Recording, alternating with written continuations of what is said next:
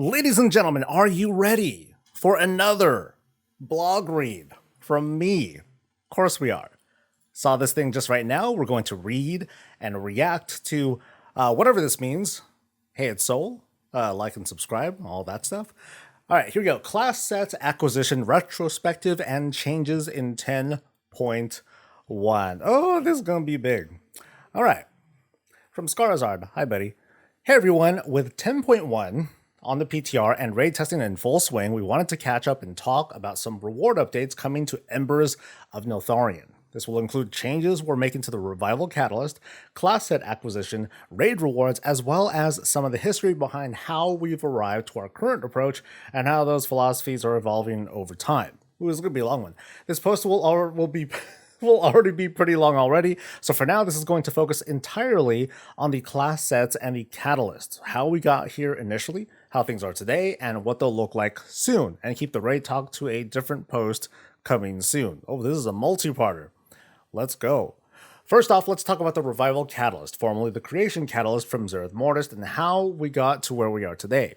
Early on in Tenno's development, we knew we would keep the Catalyst unlock timing of 6 weeks after the season begins, which certainly was not the most popular decision, but let's talk about why. Generally speaking, when iterating on a system, we try to be careful of not making too many changes at once, so as to better discern and analyze the impact of those changes individually. And with something as big as the Catalyst, making too many changes at once could jeopardize our ability to balance its place in the gearing ecosystem in the future. If we made it unlock even 1 week earlier and discovered that that was a mistake or didn't align with our goals, it would be even more disruptive to players to say, oh, whoops, and rewind it back. So let's talk about what did change, because coming from Shadowlands Season 3, where the Catalyst was introduced and class sets were introduced overall, there were a number of compounding issues that made the experience of assembling your sets as frustrating as it was. These complicating factors were, Sepulchre of the first ones, as a raid was notoriously more difficult than intended. This meant that even very competent and committed guilds found it hard to take down Lihuvim, Halandris, and especially Anduin in that very first week. On top of this, Sepulchre released in segments Lords of Dread and Rygalon, two other very challenging bosses sporting class tokens weren't even available for people who did clear the first week. And there were special trading requirements. In the world of personal loot in Raid, you needed an equal or better item level in a particular slot to trade an item. In 9.2 specifically, there was an even further restriction, meaning you needed to have a high enough item level set piece. This meant that there were many cases where people who had normal set pieces couldn't trade heroic ones that dropped for them right after, or players who had their set completed couldn't trade items that would have finished the bonus for others. Very frustrating when we first experienced that. Then there was Great Vault accessibility. While it was a benefit that the Great Vault allowed all players, even non-raiders, to get set pieces at all, the rates weren't at all favorable compared to your chances of non-set items appearing. Big complaint from Mythic Plus World. Additionally, many of our tests and projections were expecting that a lot of players would meet the raid thresholds of 3, 5, and 8 bosses killed each week, which, as mentioned above, didn't happen regularly for quite a while given the high average difficulty of the raid, with Anduin being a major gatekeeper here. This meant that from the very first week, the vast majority of players were behind our initial expectations of acquiring tier sets. So that was the world of 9.2. We're highlighting these factors along the 6-week release timing of the original Catalyst to hopefully show the snowball effect acquisition and reward systems can have. Players weren't killing as many bosses early, which meant they weren't killing the rest of the class set bosses, which meant less people had them appear in their Great Vault, which all meant less trading across your group to fill out slots. Furthermore, this delays the power spikes those bonuses would give, which makes it harder to progress past certain walls within the raid, and so the cycle continues. It sounds like the TLDR here, real quick, is that they made it too hard, and that kind of jacked up the momentum of everything else. So, even guilds choosing to clear normal and heroic bosses for extra chances at set tokens were still running afoul of the trading restrictions, which didn't help much either. So what changed moving into Vault of the Incarnates and Dragonflight Season 1?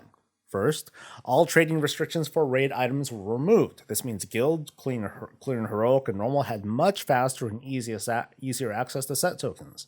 We greatly increased the appearance rates of class set items from your slots in the Great Vault across the board.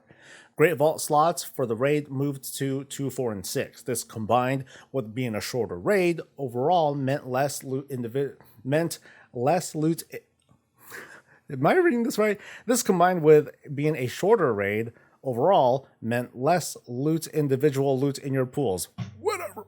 So a higher chance of not only making it 2 set token bosses, but a higher chance of maxing out your vault weeks earlier than in Season 3. I mean, one of the cool things was branching off to like the other routes, but I know that Sepulchre had kind of the same thing. Knowing the 6-week Catalyst unlock timing would still be controversial, we held fast due to the other incoming changes to get a look at how things would shake out. And as it happens, our data shows that these changes had an even bigger impact than anticipated. Without peering too much behind the curtain, we were able to see that the vast majority of players filling between 3 and 6 Great Vault slots, which is by far the most common bracket for players who engage with the Vault at all early in the season, either had their 4-piece set bonus before the Revival Catalyst opened, or were set up to complete that very week. Players were killing bosses on more difficulties than before, which led to more Vault slots and more gear trading, which in turn led to progressing deeper into the raid earlier, which continues the positive loop of more players getting geared faster. That said, some readers will correctly identify that there is groupings of players who were still left out of this bounty. These are players who engage only with Mythic Plus and only with PvP with 0 rating at all. These players still on average had decent luck getting some set pieces through the Great Vault change, but were extremely unlikely to complete their 4-piece bonus before the Catalyst arrived. And that's where, side comment, that's where we would see like different sorts of commentary from other folks. Some people were like, dude, I've been doing this week after week. I haven't gotten anything, and I had to wait for the Catalyst to activate. Meanwhile, some people were like, lol, I was able to get all my 4 set early. The Catalyst is pointless. Yeah, so we had these different kinds of conversations going. Back to the thing. So that's the basics of Season 1, but we still think we can do better for more players. So let's now talk about what's changing in Dragonflight Season 2. First, we're reverting the weekly quest. I'm going to read this a little bit slower now that we're like starting to learn things here. First, we're reverting the weekly quest system to get Catalyst charges in favor of how it worked in Shadowlands Season 3. For those unaware, this is very simple. Every week, all characters on your account would get a charge with no action required. So I guess that's going to be a thing now. We wanted to experiment with making the acquisition of charges require some more effort and investment on the player's part in lieu of having a currency cost. But in so doing, we ended up taking a step backwards on one of the founding goals of the Catalyst system itself, mid or late season catch-up for new or returning players. Whereas 9.2 system would greet fresh 60s with many Catalyst charges, ready to craft an entire class set for a hefty Cosmic Flux fee, level 70 players in Dragonflight Season 1 quickly found that if they were late to the party, that was it. It would always take 6 weeks to reach the charge cap, and if you failed to turn in the quest for any reason, you wouldn't gain another. It's not a total loss. This entirely new truly account-wide quest is something we'll be able to use in the future, but not allowing catch-up was a mistake that we're going to correct. The quick hits of how Dragonflight Season 2 will work are thus. Upon the Catalyst opening, 6 weeks after the season starts, I presume, all players will receive a charge for every one of their characters. These function the same as they always have. If your main spends a few to convert items early in the season, it doesn't impact your alt or any alt characters you may make in the future. Cool. Unlike in Shadowlands Season 3, there will be no cost associated with the charge spent. No Cosmic Flux, no Dragonile supplies, no Apexis crystals. If you've done the work of obtaining a convertible item, that is enough for us. Yes! Second, we're adding a new seasonal achievement, Highhorn. We're adding a new seasonal achievement tentatively titled Dragonflight Season 2 Master. A new seasonal achievement. You are a Season 2 Master. Okay. You may be aware that in 9.2 and 10.0, we've had some achievements that would require you to clear the Mythic Raid or obtain a very high Mythic Plus or PvP threshold to obtain a reward. In Shadowlands Season 3, it was a special item to upgrade all your conduits, and in Dragonflight Season 1, it was a cosmetic thing that gave you access to the previously Mythic-only visual effects for all colors of your class set appearances. We're keeping that style of achievement and reward moving forward, but want to experiment, yay an experiment, with more seasonal milestones to hit as you progress towards your goals. And here's how it'll work. Season 2 Master, please rename that. Season 2 Master is awarded for clearing Aberrus, the Shadow Crucible, on heroic difficulty, or obtaining 2200 Mythic Plus rating, or 1800 rating in PvP. So it was a Mythic thing in the past. It's a heroic level thing now. Heroic is the equivalent of 2200 Mythic Plus rating. Huh. Interesting. Doing so awards that character a Draconic Mark of Mastery, an item that can be turned into a vendor for any heroic level class set item of your choice. Get this once, and then that character gets the thing. A token that can be turned into, a thing for any class set item of your choice. Okay. This can only be earned once per character, but is available the day Dragonflight Season 2 begins. The item received from the Mark of Mastery is also fully upgradable with flight stones and all that stuff, like all items in the Universal Upgrade system coming in this patch. So let's try to fully understand this. So you get a thing, you get this item by completing like this sort of achievement thing. You only get one of these things, so it's designed specifically to fill out like your favorite slot. It's fully upgradable, so this is considered a heroic item, which has, I believe, 5 upgrade levels. So you can bring it up to very close to mythic level, but not quite. Now, this is going to have some immediate effects because it's going to be available, the day Season 2 begins, because both the heroic and, normal heroic and mythic are going to open right away. And people, basically top players are going to be able to get access to this third piece like right away, which is cool, which is a nice boost for them. It's going to be a nice boost for everybody when they get to that point. So this is very much like kind of a mid to high level sort of thing that that they'll be able to get a boon off of, which is, nice, I guess. The achievement and its reward serve a few functions. We're interested in adding a non-raid method of obtaining a guaranteed set item for those players we mentioned previously. Yes. Additionally, we're interested in testing the waters to see how players feel about being able to earn relevant power rewards for their progress and performance within a given season. For the most skilled and coordinated players, this token will be something that they can earn within a matter of days or even a week. For others, it's a medium or even long-term goal to push that could provide items otherwise out of their typical reach. Lastly, and this is raid specific, Scale Commander Sarkareth, the final boss of the 10-1 raid, spoiler alerts, will drop 1 Omni token per defeat on all difficulties of your group guaranteed. We're still hammering out the specifics here, but like the Mark of Mastery above, any player in possession of it will be able to take it to a vendor and purchase a class set item of the level and upgrade band appropriate with the raid difficulty it came from.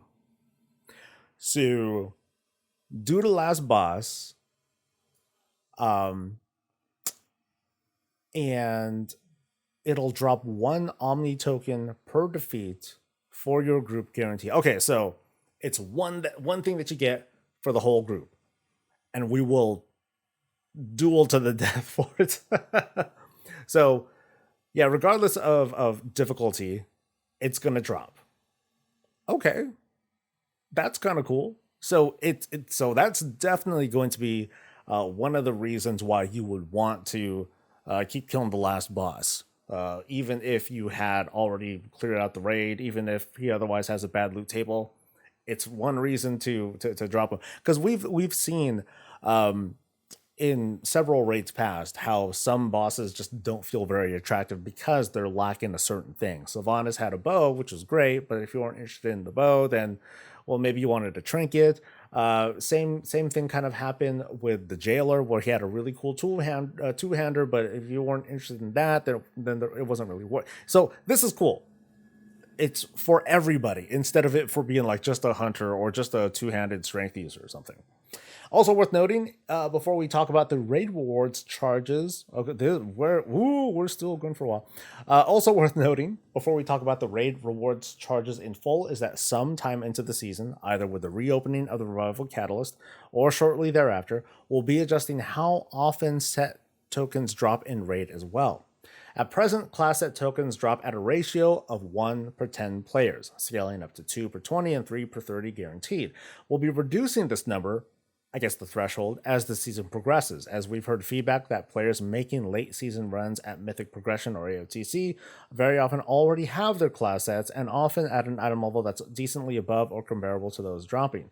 This can make these, so it's the opposite. They're going to make less tier drop over the course of the season. Okay, this can make those bosses feel less exciting and rewarding at the end of the season, especially when hunting specific trinkets or weapons.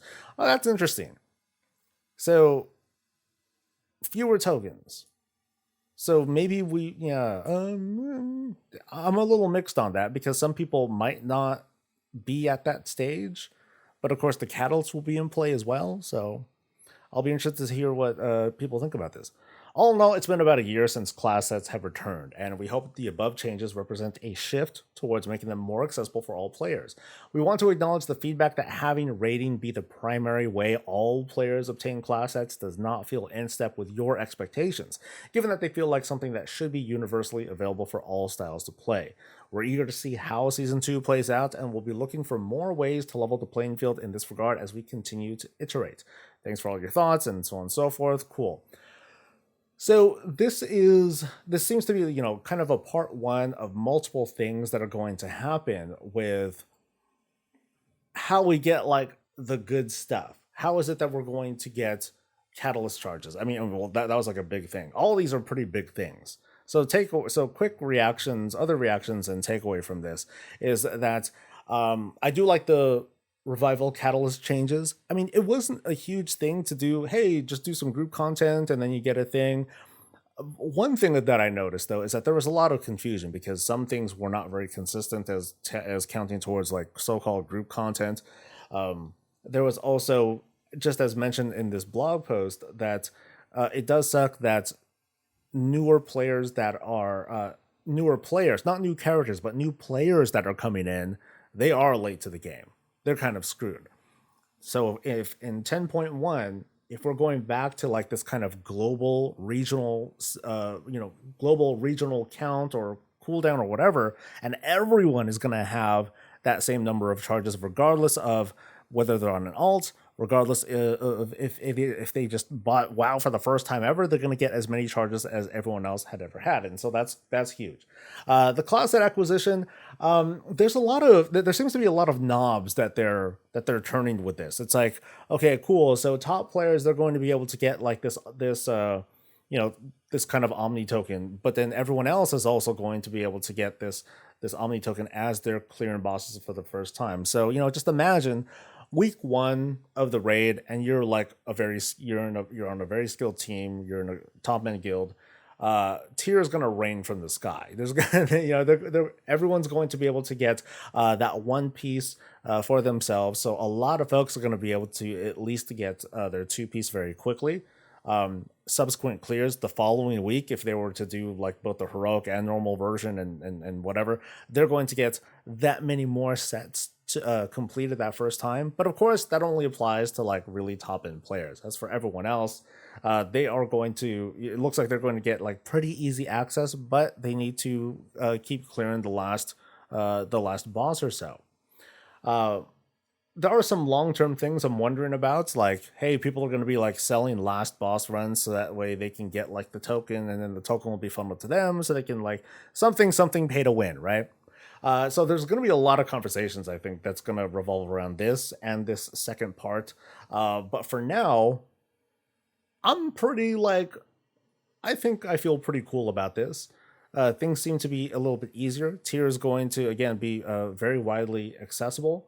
Like, personally, I didn't have any problems getting sets, but listening to my guild week after week being like, grr, I didn't get my thing after this long. This other person got it and I didn't. I feel bad because I am so much better than. They don't really say that, but I know what they're thinking. Uh, but that's going to be it for me. So I want to hear your guys' thoughts in the comments. Let me know how you're feeling. What are your reactions to this? Don't forget to like the video, subscribe for more content, and I'll see you later. Stay safe, stay healthy, and stay breezy.